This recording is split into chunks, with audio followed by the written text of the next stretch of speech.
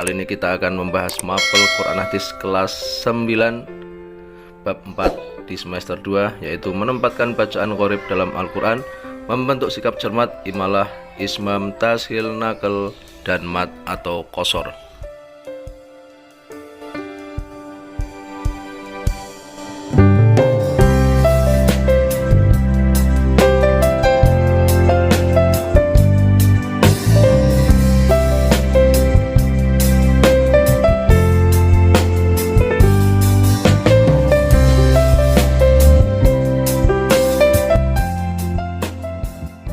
Bacaan gharib dalam Al-Quran yaitu imalah, ismam, tashil, nakal, dan mat atau qasar.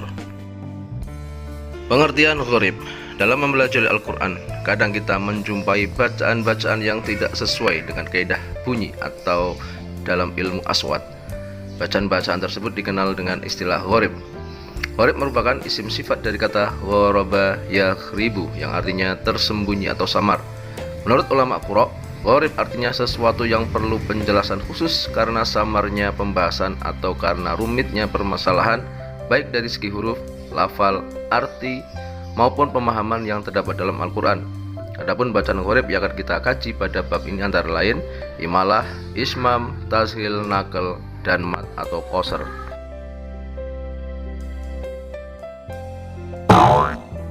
Yang pertama, imalah.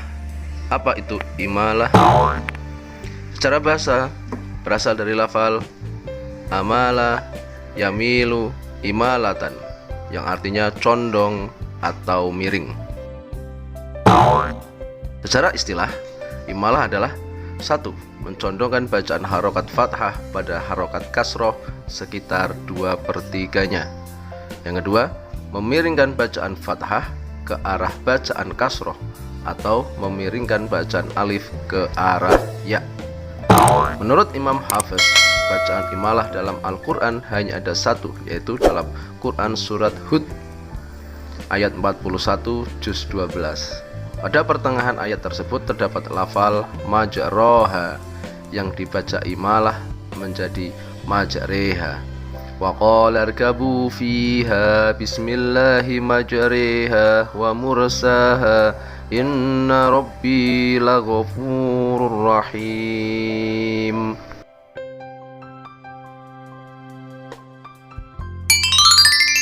Mengapa lafaz majroha diimalahkan? Mengutip ontren.com, salah satu alasannya adalah sebagai pembeda, sebab majroha berarti berjalan di darat, sedangkan di ayat tersebut konteksnya adalah perjalanan di permukaan air. Kecenderungan perjalanan di permukaan air adalah tidak stabil, terkadang diterjang ombak kecil, ombak besar, atau terhempas angin, tidak seperti perjalanan darat, sehingga lafaz madroja pun diimalahkan menjadi majreha. Yang kedua, ismam. Apa itu ismam? Ismam secara bahasa artinya menggabungkan, memadukan, mencampurkan. Sedangkan secara istilah, ismam adalah mencampurkan dhammah pada sukun dengan memoncongkan bibir. Menurut Imam Hafiz, di dalam Al-Quran hanya ada satu, yaitu la ta'manna di dalam Quran surat Yusuf ayat 11 juz 12. Lafal la ta'manuna juga boleh dibaca ikhtilas, yaitu membaca harokat dengan samar dan cepat sehingga suaranya tinggal 2/3 harokat. La ta'manna. Pada ayat tersebut, lafaz manna, tak manna dibaca seolah bibir mengucapkan manuna, namun nu-nya hanya sekedar diisyaratkan dengan memanyunkan atau memajukan atau memoncongkan bibir. La ta'manna. Yang ketiga, tashil. Apa itu tashil? Secara bahasa, tashil artinya lunak atau meringankan. Sedangkan secara istilah, tashil adalah membaca antara hamzah dan alif. Hamzah pertama dibaca tahqiq, jelas dan pendek, sedangkan hamzah kedua dibaca tashil atau ringan. Dalam qiraah Imam Asim riwayat Hafiz hanya ada satu bacaan tashil, yaitu pada Quran surat Fusilat ayat 44, yaitu lafal a'jamiyyun wa arabiyyun. Cara membacanya, di tengah-tengah antara huruf hamzah dan huruf alif, sehingga lafal yang keluar tidak seperti hamzah, tidak juga seperti alif, akan tetapi lafal yang keluar di tengah-tengah kedua huruf tersebut adalah samar-samar. Mengutip pontren.com, mengapa bisa ada bacaan tashil? Karena apabila ada dua hamzah kotok bertemu dan berurutan pada satu lafaz, bagi lisan orang Arab akan terasa berat melafadzkannya, sehingga lafaz tersebut ditashilkan atau diringankan. Jadi pada bacaan a'jamiyyun ada dua hamzah dan alif, maka alif diringankan atau dibaca ringan menjadi a'jamiyyun. Yang keempat adalah naql. Apa itu naql? Menurut bahasa, naql berasal dari kata naqala yanqilu naqalan, yang berarti memindah atau menggeser. Dan menurut istilah, naql adalah memindahkan harokat hamzah ke huruf mati sebelumnya, dan setelah itu hamzahnya dibuang. Dalam qiraah Imam Asyim riwayat Hafiz hanya ada satu, yaitu pada kata bi'sal ismu dalam Quran surat Al-Hujurat ayat 11.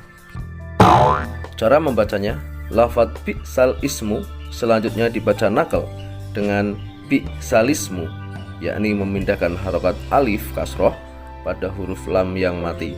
Bacaan yang awalnya bi'sal ismu dibaca secara naql menjadi bi'salismu. Berikut adalah Quran surat Al-Hujurat ayat 11 selengkapnya.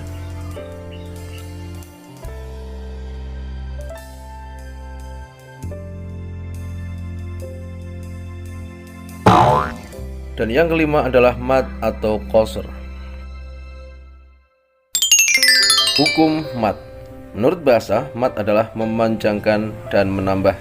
Sedangkan menurut istilah, mad adalah memanjangkan suara huruf mad, yaitu alif yang jatuh sebelum fathah, ya sukun yang jatuh sebelum kasroh, dan waw sukun yang jatuh setelah dhammah.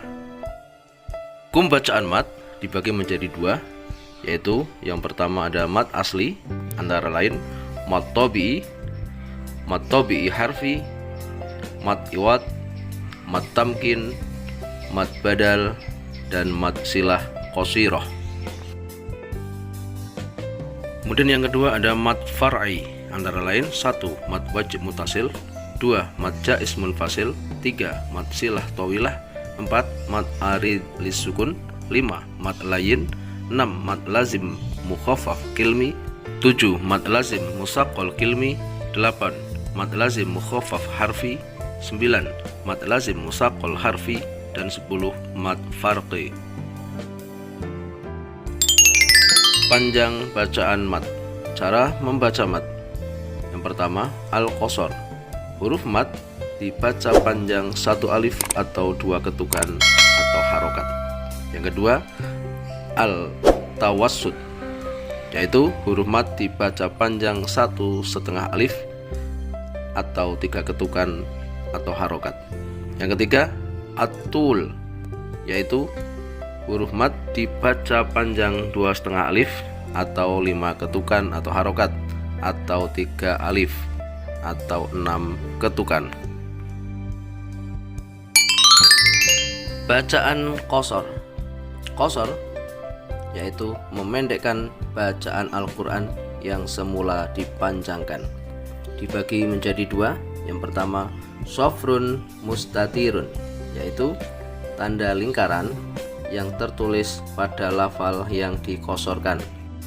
Yang kedua, sofrun mustatilun, yaitu tanda oval seperti bentuk telur yang ditulis di atas lafal yang dikosorkan.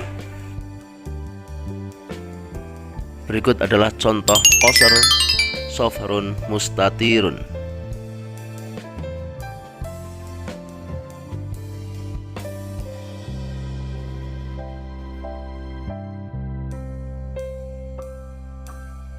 Dan berikut adalah contoh qasar sofrun mustatilun.